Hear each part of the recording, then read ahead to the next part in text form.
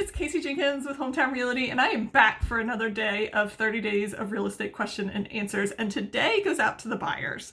So you buyers out there looking to buy a house, y'all are doing insane things on your offers, which is great in some respects, not so great in other respects. So me, when I represent you, one of the things you can do to get a house is you can waive appraisal, and I will tell you not to do it, and I'll tell you why. Because I don't want to get you into between a rock and a hard spot, and I don't want you to get mad at me in a year or so if you have to sell this, or in a number of years. So if you waive appraisal, here's what happens.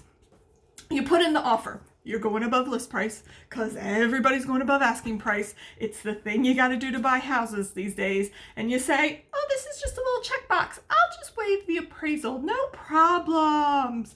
Then we get the appraisal back. Say you put in your offer for $300. Say the appraisal comes back for $290.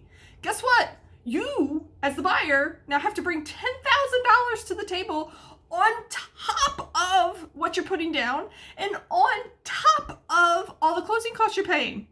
And if you don't have that cash, we essentially just lied to the listing agent, which I don't want to do. Not in the mood.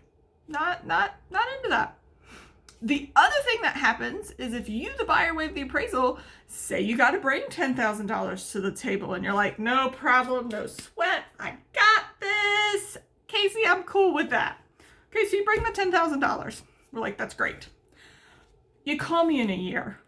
Kacie, you'll never guess what happened. I lost my job.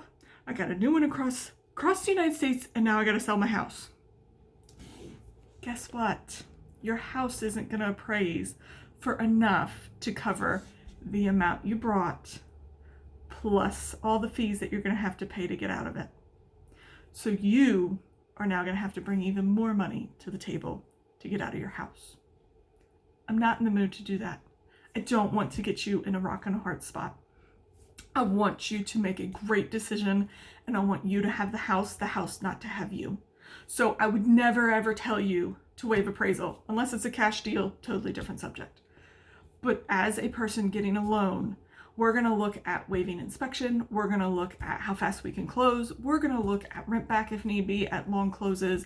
We're going to look at not asking for closing costs. We're going to look at every other option, but we are not going to waive appraisal fully. If you want to waive some of the appraisal, that's fine. Let's waive some of the appraisal. That's totally cool.